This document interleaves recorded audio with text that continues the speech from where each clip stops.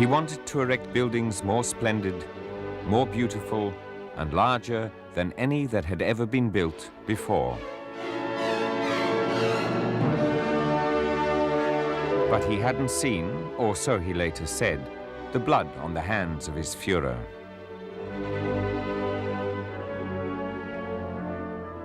He wanted to produce weapons that were more powerful, more deadly, and more numerous than in any other war before. But he hadn't seen, or so he later said, the catastrophe his commander brought upon Germany and the whole world. He did it all for Adolf Hitler, who, so he later said, had but one friend, him, Albert Speer.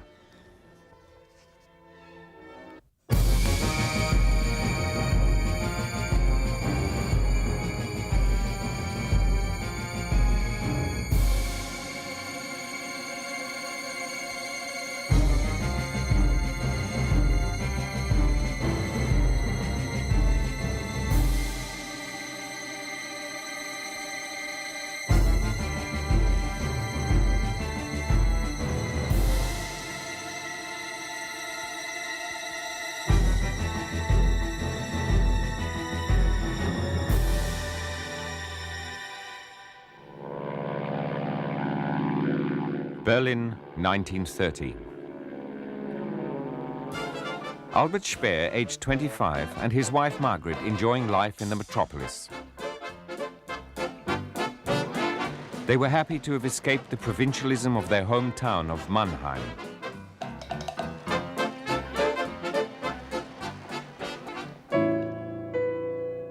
The Technical University.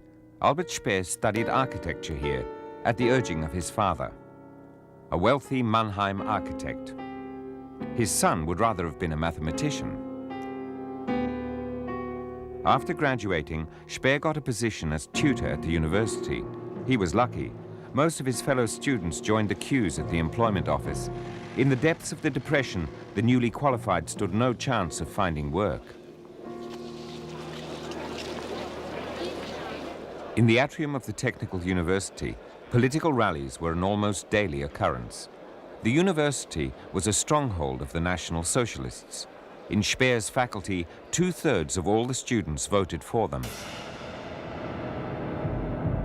Early December 1930, Der Angriff, the newspaper of the Berlin National Socialists, announced that Hitler would address a rally for students.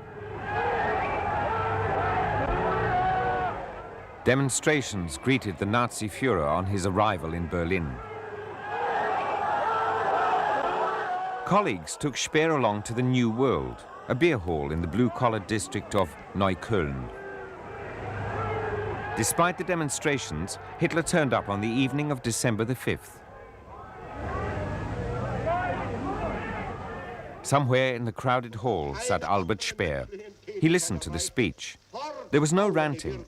When Hitler talked about art, his delivery was deceptively sweet.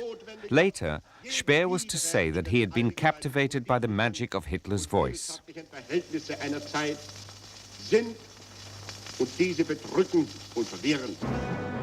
Speer was excited. Hitler's words had struck a chord with him.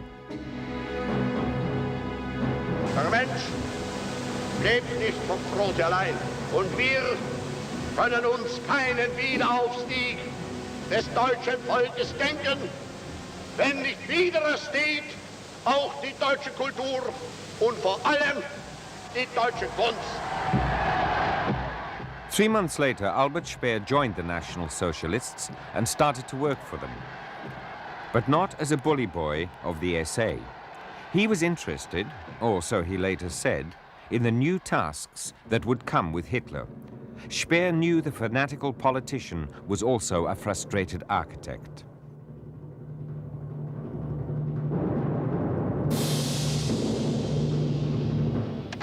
But it was Goebbels, the Gauleiter of Berlin, who, in 1932, gave him his first small job as an architect. Speer was asked to renovate the Gauhaus in Voss Street. His designs matched the fast-growing party's need for a grand headquarters for official occasions. Goebbels was satisfied. A unique photo of the opening ceremony. Speer, who later claimed that he was just going along with things at this stage, was already somebody in the Berlin Nazi Party.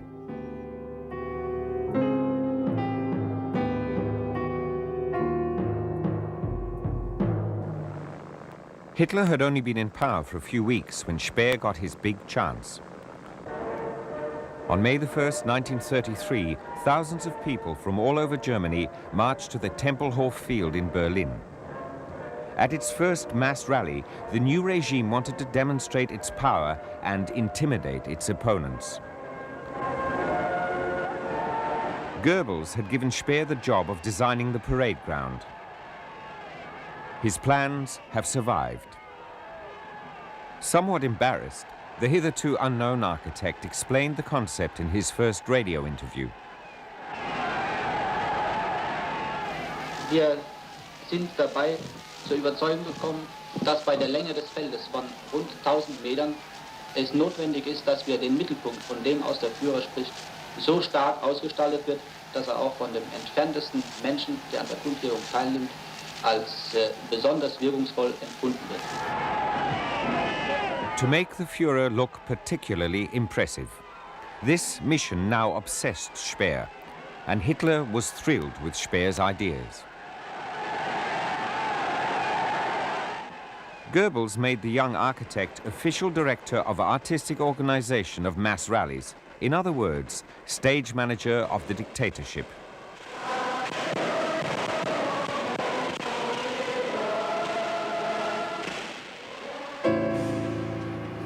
Building itself, however, was the domain of Professor Paul Ludwig Trost, Hitler's architect. Hitler admired Trost, but Trost regarded Hitler as a mere pupil. The Führer, however, wanted to be an architect himself. In the 20s, Hitler had sketched the monumental buildings of his future Reich.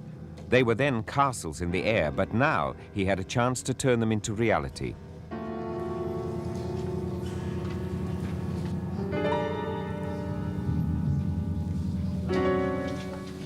Hitler, the great builder, set to work.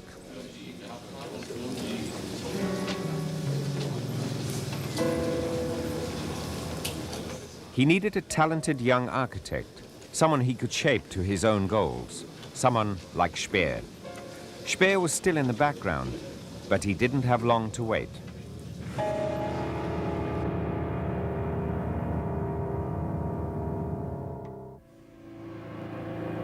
In January 1934, Trost died. Speer, who had not yet designed a single building, became the first architect of the Führer. A phenomenal rise to power. Speer's life was like the story of Faust. The young man of just 28 had found his Mephistopheles, the devil to whom he sold his soul, and who, in return, would bring all he desired within his grasp.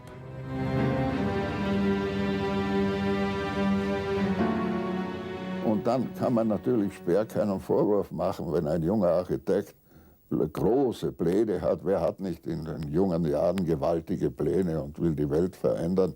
Und da ist ein Mann von ungeheurer Macht, zu dem die Staatsmänner, das möchten wir hier feststellen, der ganzen Welt submissest pilgerten und ihm die Möglichkeit gab, sich hier völlig auszutoben und Geld überhaupt keine Rolle spielte und er ihm alles konzidierte. Speer's first major commission, Nuremberg, 1934. The rebuilding of the party rally grounds. The Führer sketched. Speer was the architect who executed his ideas. Only when Hitler said a building should be 100 meters long did Speer contradict, according to an eyewitness, and suggest at least 200 meters long, mein Führer. Speer's sense of scale, the Zeppelin field. He wrote, "It is unique in history that a leader with superior technical understanding has created stone buildings that will, in thousands of years, still bear witness to their time as documentation of the political will." A few days before the party rally in 1936, Hitler inspecting the site. Hitler was reportedly overwhelmed when his architect demonstrated the effects of his new stage.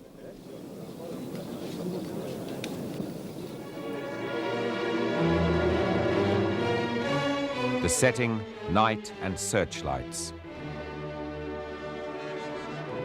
Speer, the master of ceremonies, could create every effect. Wagner. The overture to Rienzi, Hitler's favorite opera. The high point was the Cathedral of Light. To the end of his days, Speer was to call it his masterpiece. Only an illusion, but it lit up the sky. That was just the beginning. Speer's greatest project in Nuremberg was the National Stadium. It was designed to hold 400,000 spectators and be home to the Olympic Games. In future, they would always take place in Germany, or so Hitler said on the building site. Only the shell of the Congress Hall was finished before the beginning of the war. It was the only one of the Nuremberg buildings that Speer did not design himself, though he supervised its construction. It was built exclusively for Hitler's annual speech to the 50,000 delegates at the party rally.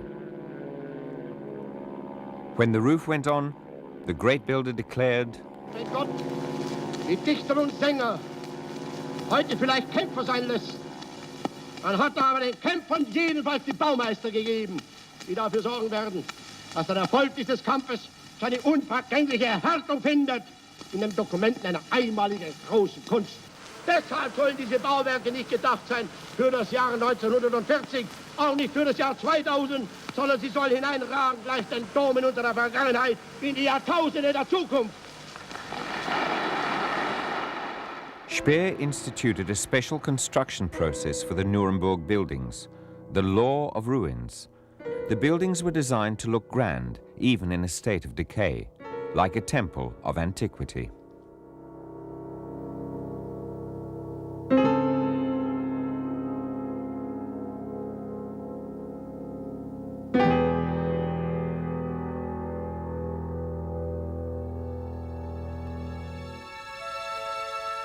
Hitler liked to have his architect Speer with him on the Obersalzberg in Berchtesgaden as well.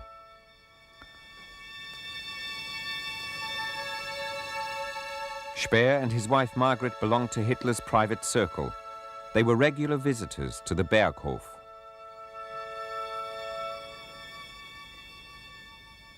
Jedenfalls war mir bekannt, dass das Wohlwollen des Führers im allerhöchsten Maß genießt.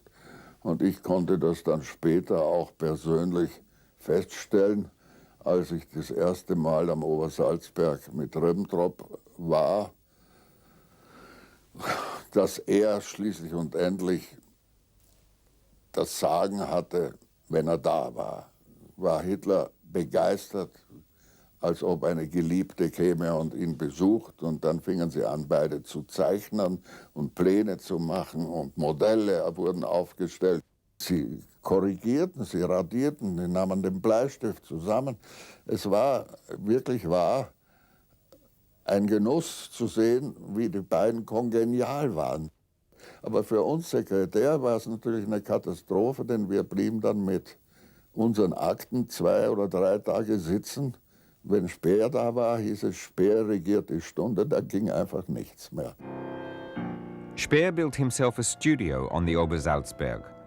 It was here that Hitler told him about the greatest commission of all time, comparable, he said, only with the building of Babylon and ancient Egypt.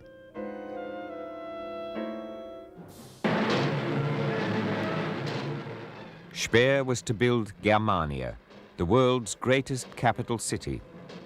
In early 1937, Hitler appointed Speer Inspector General of Buildings for the renovation of the Reich capital and awarded him the title of professor. Speer's first project in Berlin, the new Reich Chancellery. The order to start work was given in January 1938. It had to be finished within the year because Hitler wanted to impress foreign ambassadors with the might of the new Greater German Reich at the next New Year's reception. Speer was put to the test. Now he had to show just what he could do. War ein großartiger Organisator und deshalb hat nicht eine Firma beauftragt mit dem Rohbau zum Beispiel, sondern er hat dann 3, 4 oder 5 Firmen beauftragt, sodass sie das gleichzeitig an verschiedenen Stellen angefangen wurde zu bauen. Nur dadurch war es überhaupt möglich, dieses Riesenobjekt innerhalb von der kurzen Zeit zu bauen. The last stage. Over 8,000 workers were on the site at the same time. Speer wanted to hand over his building to the Führer on time. Only the finest materials from all over Europe were used, and the best craftspeople in the Reich.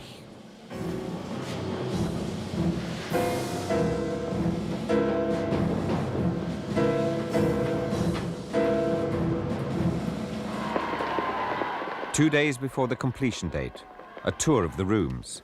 Everything was ready. Hitler publicly called his architect a genius for the first time.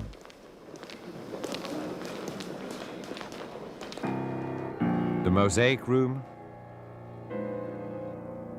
the long hall,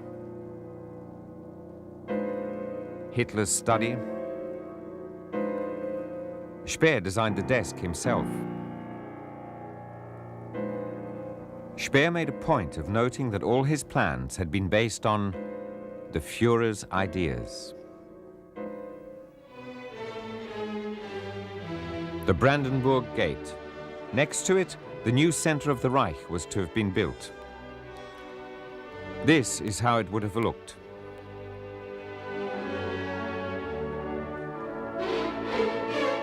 The great square, dominated by the great hall where 150,000 people could meet, the largest building in the world. Tiny, by comparison, the old Reichstag. The high command of the Wehrmacht.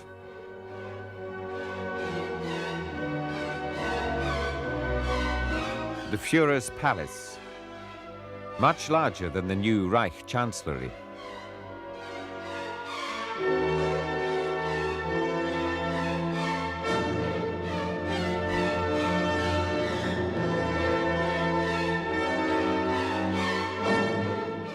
Hitler wanted delegations from subjugated peoples to come once a year to see and marvel. The lunacy of Germania was to be ready by 1950. The beginning was ordinary enough.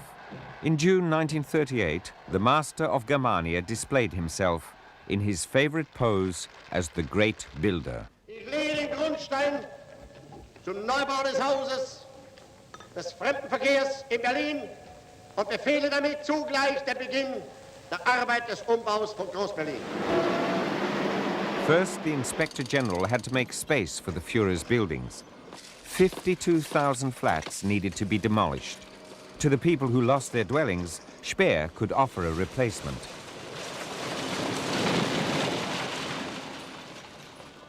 Over 23,000 so-called Jews' flats were registered by Speer's officials and rented to Aryans once they became available.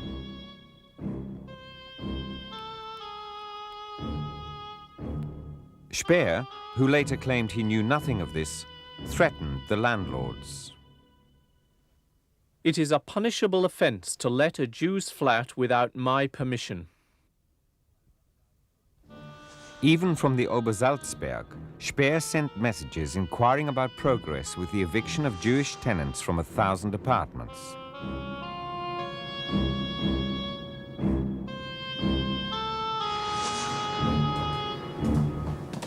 House by house, the Gestapo and Speer's officials combed the city for flats.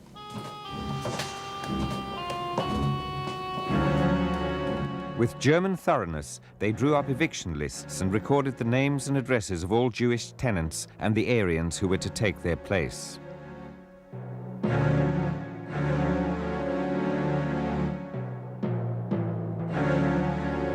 On October the 27th, 1941, the Gestapo came to 53 Butzow Street. In a small flat lived the 4 members of the Jewish Krisch family. Wir sind nach Hause gekommen, wir haben von nichts gewusst. Wir hatten sogar Besuch gehabt an dem Abend. Und ich wollte den Besuch abends, das war so gegen 10 oder 11 Uhr, nach Hause bringen. Also Treppe runter kamen auf einmal 2 Männer, die uns sofort anhielten, fragten wir, wer wir sind. Und dann wurde uns klar gemacht, wir sollen die Mädels verabschieden, die da waren, mein Bruder und ich, und wieder hoch in die Wohnung kommen. Und dort wurde uns eröffnet, dass wir einen Koffer packen dürfen mit dem Notwendigsten, was wir brauchen, also Kleidung und so weiter. Alles andere muss liegen bleiben. Und auf diese Art und Weise wurden wir dann aus dieser Wohnung gewiesen. The Krisch family was deported to Poland. Werner Krisch never saw his parents or his brother again. The night before Hitler's 50th birthday in 1939, another show staged by Albert Speer.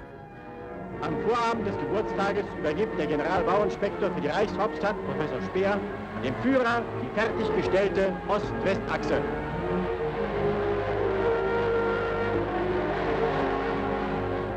Vom großen Stern grüßt die neu erstandene Siegessäule.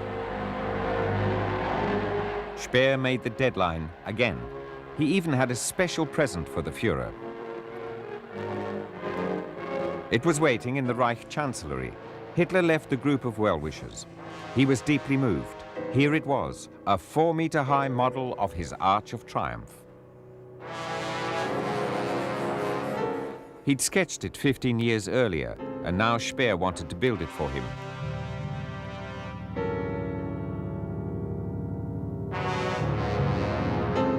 Hitler is said to have spent half the night in front of this model.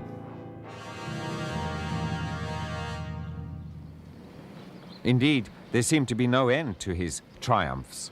The 28th of June 1940, Hitler the victor in Paris.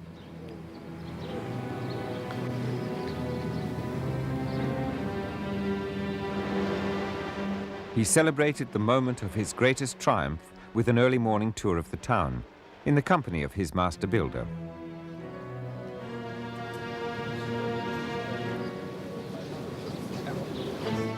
Hitler had thought of destroying Paris. Now, he wanted to leave the vanquished city as it was, so it would look small and pitiful next to Speer's New Berlin. While he was in Paris, Hitler gave the order, Berlin must soon be a monument to our victory. I see that as my most important contribution to the final establishment of our victory. but the war went on more and more fronts.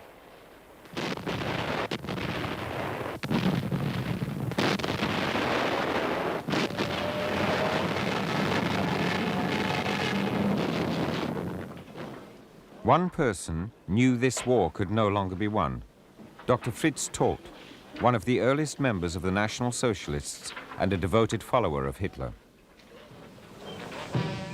The Todt organization built Hitler his autobahns and the West Wall, known to the Allies as the Siegfried Line. From the beginning of the war, Todt was Minister for Armaments and Munitions.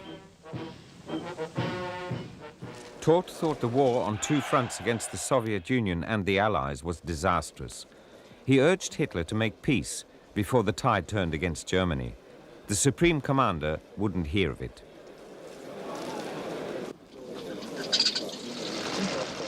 The 7th of February 1942, the Führer's headquarters at the Wolf's Lair.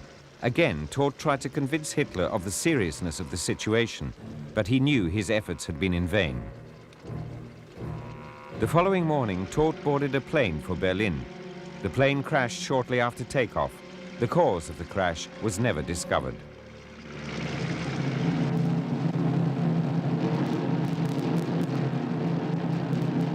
Speer's time had come again. Once more, it followed a death.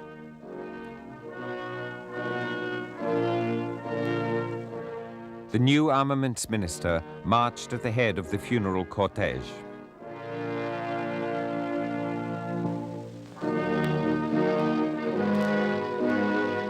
Speer and Hitler, a new chapter in their relationship.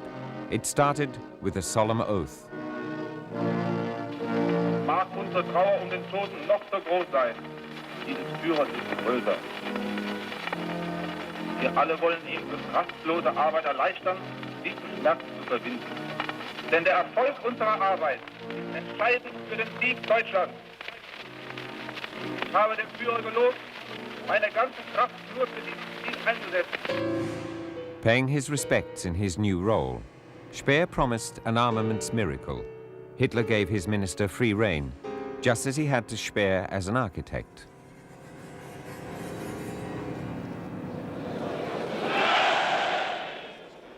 Meeting of the German armaments industry with the head of the Wehrmacht. Speer's first appearance as minister. His goal, to reorganize armaments production. The program he introduced was based on the self-responsibility of industry. He had no time for bureaucracy. Speer's new weapons were to be sent straight to the front. The minister requested and supported open discussion. Many of his colleagues were not even party members. He made just one demand: the immediate increase of armaments production. Speer's demand was met. After just 6 months in office, Hitler's dynamic new minister reviewed the figures before representatives of German industry. Sie können sich denken, dass die Ansprüche des Führers an die Rüstungswirtschaft hoch und die von ihm verlangten Lieferungen daher nur äußerst schwer zu erreichen sind. Es hat sich von Monat zu Monat steigend das unerwartete Bild ergeben, dass diese vom Führer verlangten Zahlen nicht nur erreicht, sondern immer mehr übertroffen wurden. Die letzte Meldung ergab nirgendwo einen Minderausstoß, fast überall eine Mehrlieferung von einem Drittel bis zur Hälfte und auf einigen wichtigsten Gebieten sogar eine Verdopplung der vom Führer ursprünglich verlangten und erwarteten Leistungen. Speer had shown what he could do. As a student, he had shown his father. Now, as a minister, he was showing the Führer. Speer enjoyed the power his association with Hitler brought him. He was intoxicated by power, as he later put it. Hitler promised him that once they'd won the war, they would just build. It was as an architect that Speer wanted to go down in history.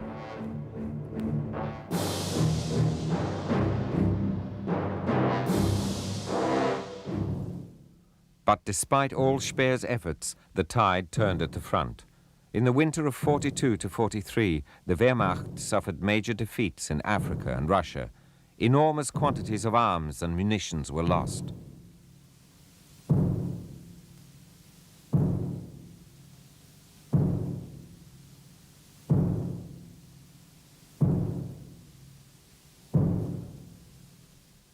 "100,000 German soldiers fell in battle. At Stalingrad, an entire army was obliterated."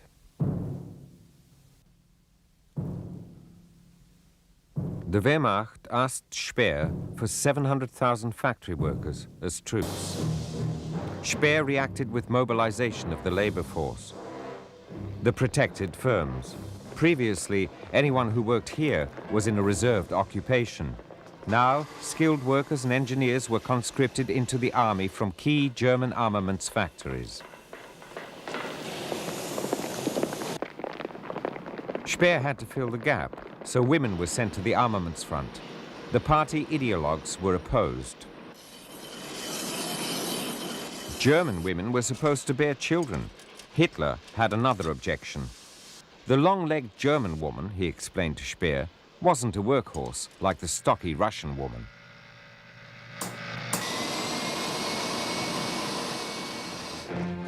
Hitler demanded deployment of concentration camp inmates, prisoners of war and forced laborers. Speer later protested that he'd had nothing to do with that, which we now know to be untrue. After inspecting a concentration camp, Speer, for whom Hitler's palaces could never be grand enough, wrote to his dear party comrade Himmler that the SS should use more primitive building methods because the hut struck him as overly generous.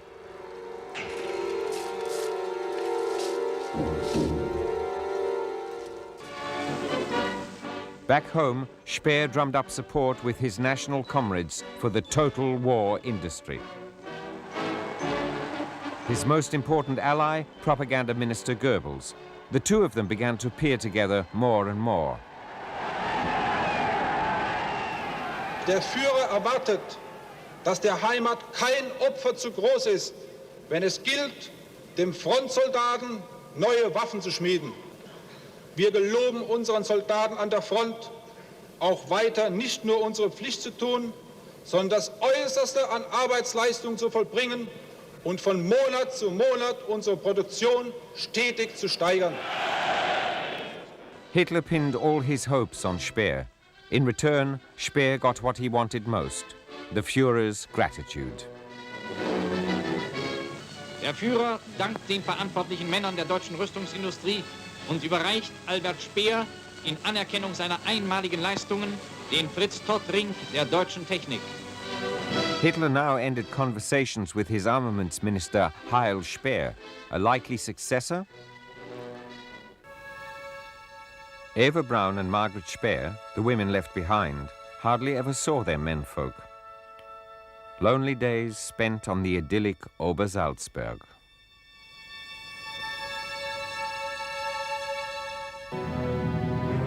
The menfolk inspecting new weapons. Speer was now an architect of armaments. The men pored over plans and construction models. It looked just like the old days. But there was one difference this time. Hitler had fought in the First World War. Speer hadn't. Hitler was giving all the orders now. Wenn ich jetzt zum Beispiel höre, dass ein feindlicher Panzer kommt, mit einer Panzerung, die weit über dem liegt, was wir hatten, so muss ich selbstverständlich sofort darauf reagieren. Muss eine neue Pack entwickelt werden, die Durchschlagsleistung muss, es muss die Kanone vergrößert werden oder verlängert werden. Kurz und gut, es muss sofort darauf reagiert werden. Augenblicklich. Denn wir dürfen keine Zeit verlieren. Nur als er nur Architekt war, da war er etwa auf derselben Ebene, so wie Hitler. Sie konnten auf der gleichen Ebene sich über ein Thema unterhalten. Die Tour war für beide interessant. Und jetzt war er dann Mitglied eines Kabinetts und Hitler war der Chef des Kabinetts und da hat eben auch Speer Weisungen in der Hand bekommen von ihm, die er nicht gewohnt war.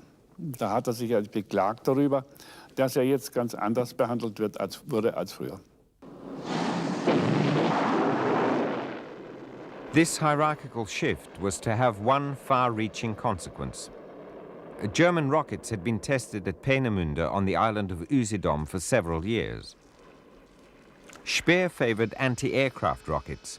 They were small, cheap, and were urgently needed to counter the Allied bombers, which were flying ever higher and ever faster.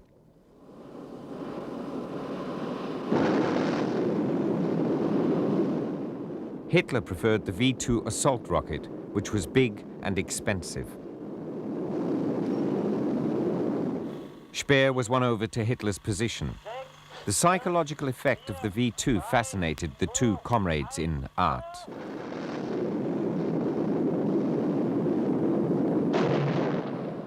The V-2 turned out to be extremely unreliable. It was Speer's greatest flop, as useless as the monumental buildings in Berlin and Nuremberg. Prisoners in the Dora Mittelbau concentration camp. A system of tunnels in the Harz Mountains was turned into a factory for miracle weapons. The Führer ordered Speer to use labor from the concentration camps. With 20 kilometers of tunnels, it was the largest underground factory in the world. From 1943 on, 60,000 slaves toiled in these dungeons for the final victory. 1 in 3 did not survive. Dora is now a memorial. The installations were dismantled and destroyed by the Americans and Russians. Everywhere lie the rusty remains of old miracle weapons, like this V1. The suffering of those days is barely imaginable now. Da haben sie gebohrt, geschossen, gesprengt. Licht war immer nie ausgegangen. Häftlinge haben geschlagen. Und warum? Jede Kleinigkeit. Und derjenige, der geschlafen hat, der konnte auch nicht schlafen, weil der andere geschrien hat. Immer 25 Stockhiebe, Gummiknüppel. Und die Häftlinge, oh, ja, ja, ja, ja, ja, ja, ja, pach, pach. Ne? Und ich habe zum Glück nur 7 Stück gekriegt, die ganzen. Aber viele haben gekriegt 25, oder haben sie auch gekriegt. At the end of 1943, Speer came for an inspection. Barbaric, he said. Inhuman conditions, he said. Later, 12 Stunden im Stollen und nur arbeiten. Mitunter nachts auch gearbeitet. Also Schichten mussten dann gemacht werden. Die Nazis wollten ja den Krieg noch gewinnen mit dieser Waffe. Dann hat man an Häftlingen alles reingeschoben, was nur ging. Wer nicht konnte, der wurde erschossen oder die Transporter gingen wieder ab, zurück nach den anderen Lager. Dort sind sie dann umgekommen und hat wieder neue Häftlinge angefordert. Es kann ein Außenstehender sich gar nicht vorstellen, was hier geschehen ist. Darum sage ich, und es ist auch so gewesen, für mich war das schlimmste Lager. Durch Arbeit wurden die Häftlinge, die Menschen kaputt gemacht. while the first prisoners were being transported to Dora, the Reich leaders and Gauleiters of the Nazi Party gathered here in Posen Castle on October the 6th, 1943, a crisis meeting. Speer wanted to stop all civilian production at once, but the Gauleiters were afraid of a change of mood in Germany.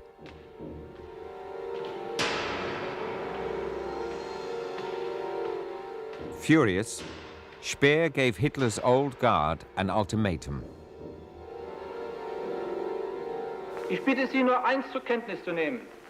Die bisherige Art, nach der einzelne Gaue sich von Stilllegungen ausgenommen haben, kann und wird nicht mehr am Platze sein. Ich werde daher die Stilllegungen, soweit nicht die Gaue innerhalb von 14 Tagen meiner Aufforderung zur Stilllegung nachkommen, selbst aussprechen. Und ich kann Ihnen versichern, dass ich hier gewillt bin, die Autorität des Reiches durchzusetzen, koste es, was es koste. Ich habe mit Reichsführer SS Himmler gesprochen und ich werde diejenigen Gaue, die hier nun diese Maßnahmen nicht durchführen, entsprechend behandeln. After Speer, it was Himmler's turn. His topic, the final solution of the Jewish question. Not one political leader of the Third Reich should have been able to say later that he hadn't known about it. Speer, however, later maintained he hadn't been present during Himmler's speech. He had left early to join Hitler.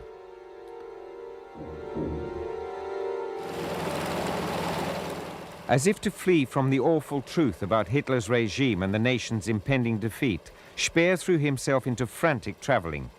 The Junkers 52 became his second home.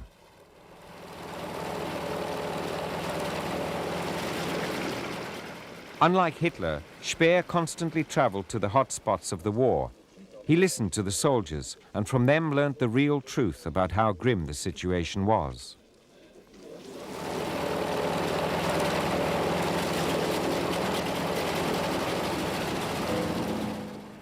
Speer was fascinated by his toys, new weapons. All his energy went into their development. His 6 children practically never saw their father. They later said they'd grown up without a father.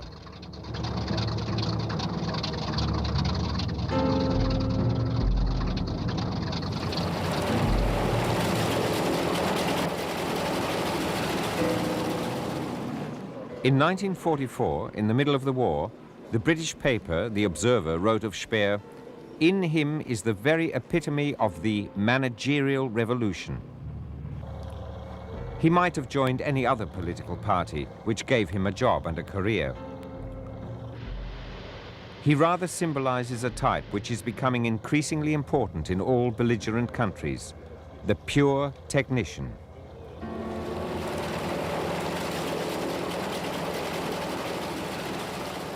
Back home, Speer spread optimism in the factories, although he knew the country's reserves had been used up. The conflict between what he thought and what he did made him ill. The SS clinic, Hohenlüchen, north of Berlin, Speer's official residence from January 1944. A feverish inflammation of the knee led to a pulmonary embolism. Hitler sent the best doctors of the Reich to save his henchman's life. But Speer was isolated from his master. His opponents spread rumors that Hitler blamed Speer for the reversals at the front and was even considering replacing him.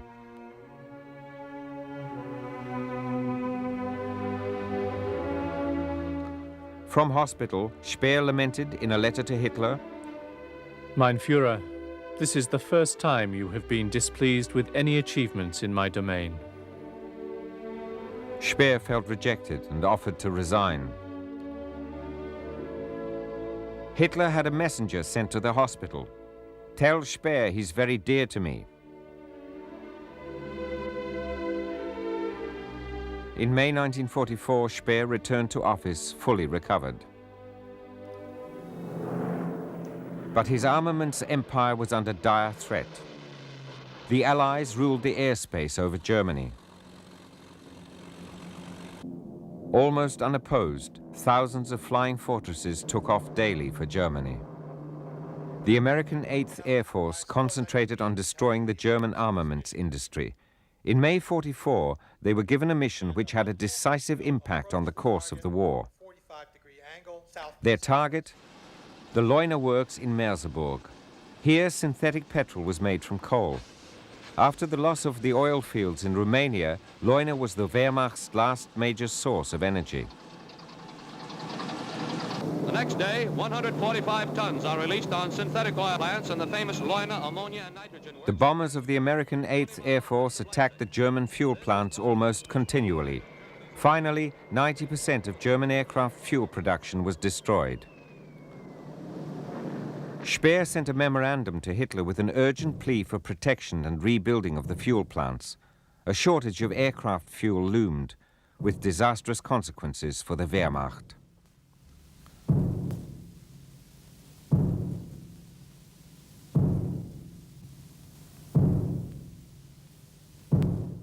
But Hitler only wanted to hear good news. The Reich Minister for Armaments and Munitions did his best as always and presented his commander with ever larger, ever more powerful weapons.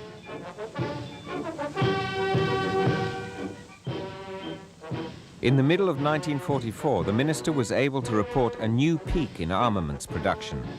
Speer prolonged Hitler's war, long since a lost cause, by months. Wherever Speer surfaced in the last year of the war, he urged people to greater exertions, all long since pointless. Rallying cries about holding out to the end, which he later said were due to a particular type of sensory derangement. Unsere Vergeltungswaffen dürften aller Welt eindeutig vor Augen haben, dass die deutsche Waffentechnik einen gewissen Vorsprung hat. Ich kann Ihnen versichern, dass der Gegner sich auf gleiche Überraschungen auch auf anderen Gebieten unserer Kriegsführung gefasst machen kann. Vielleicht wird uns der weitere Ablauf des Krieges auch noch manchen Rückschlag bringen. Wir wissen aber, dass am Ende dieses Weges der Sieg steht.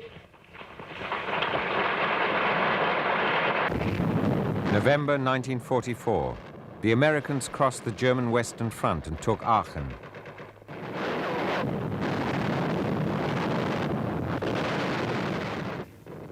The armaments factories along the Ruhr were now on the front and under threat.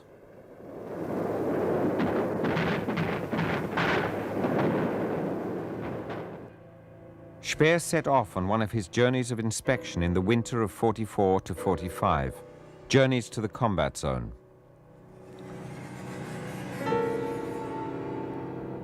Speer realized the war was lost. He started to make plans for the period after Hitler, playing a double game.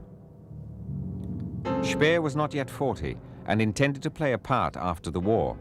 Not wanting to face the victors empty-handed, he aimed to leave German industry as intact as possible.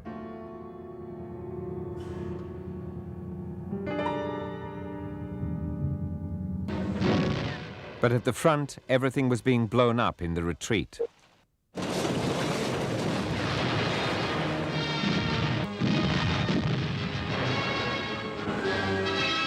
Speer urged Hitler not to destroy the factories in the West above all, but just to cripple them temporarily.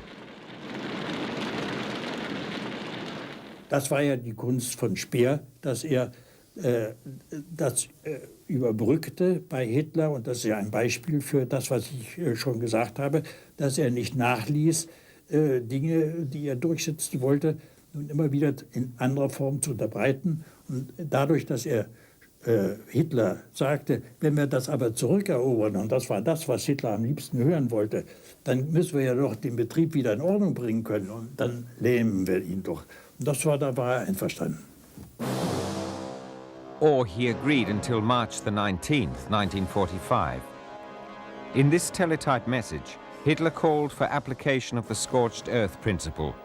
All industrial plant that could be of use to the enemy was to be destroyed. Speer's adjutant saw his reaction at close quarters.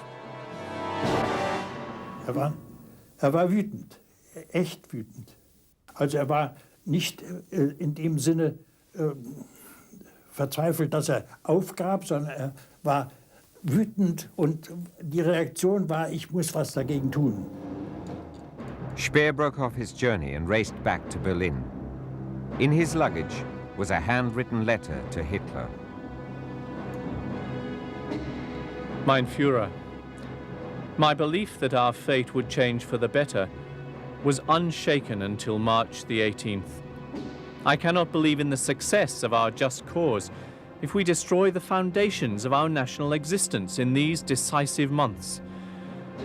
I therefore beg you not to carry out this measure, which will be so destructive to the people. May God protect Germany. Speer. A refusal to obey orders and an open criticism of Hitler. In those days, many thousands of people were killed for that.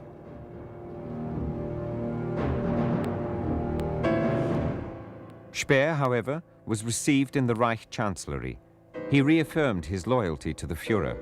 It was the price he paid for the free hand Hitler gave him.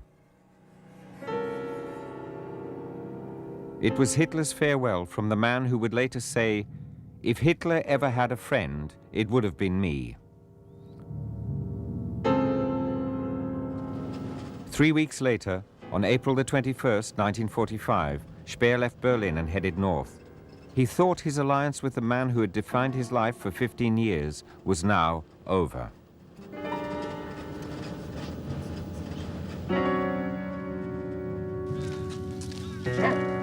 In Mecklenburg, Speer wanted to prepare for the new tasks he hoped were in store for him in the period after Hitler.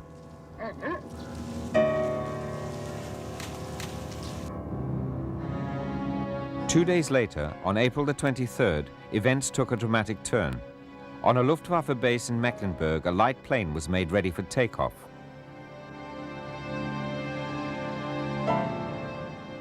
The passenger, Albert Speer.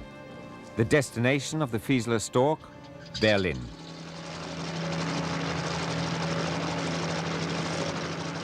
Why did Speer fly back to the besieged city? On board with him was Adjutant von Poser. He now breaks his silence. Meine Begriffe muss es einen guten Grund geben, aus dem Speer nach Berlin flog. Ich bin der Auffassung, dass etwas dahinter stecken musste, was ihn so bewegte, dass er den Flug für notwendig hielt. Dafür wäre etwa in Frage gekommen, dass er Sorge hatte, Nachfolger von Hitler zu werden. Das hätte ihn zusätzlich belastet, sei es bei dem Urteil, was ja damals noch gar nicht feststand in Nürnberg, oder sei es bei der späteren Inanspruchnahme für den Wiederaufbau in Deutschland, womit er ja damals noch rechnete. Fear of being made Hitler's successor? Was it that which drove Speer back to the Reich Chancellery, to the place he later called the ruins of my life?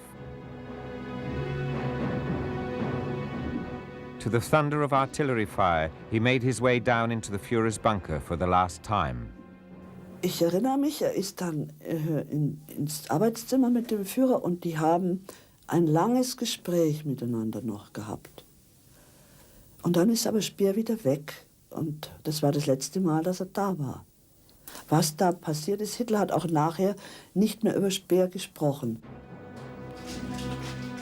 After taking his leave of Hitler, Speer crept back through the catacombs of Berlin's government district to his aeroplane. His adventure paid off. Hitler left Dönitz, not Speer, the responsibility for the country he had led to ruin. Speer was not mentioned in Hitler's last will and testament. On May the 3rd, the man who believed he had been given a second chance addressed the nation from the Hamburg radio studio. Das deutsche Volk hat in diesem Kriege eine geschlossene Haltung gezeigt, die in einer späteren Zukunft die Bewunderung einer gerechten Geschichte hervorrufen wird. Wir dürfen gerade in diesem Augenblick nicht trauern und Vergangenem nachweinen. Nur durch verbissene Arbeit lässt sich unser Los weitertragen. Gott schütze Deutschland! 1 year later, Speer was the only defendant at the Nuremberg trial to accept a collective responsibility for the deeds of the man to whom he had sold his soul. About the crimes of the regime, however, he claimed to the end of his life to have had no knowledge. The court sentenced him to 20 years' imprisonment. He was released in 1966. Albert Speer died in London in 1981.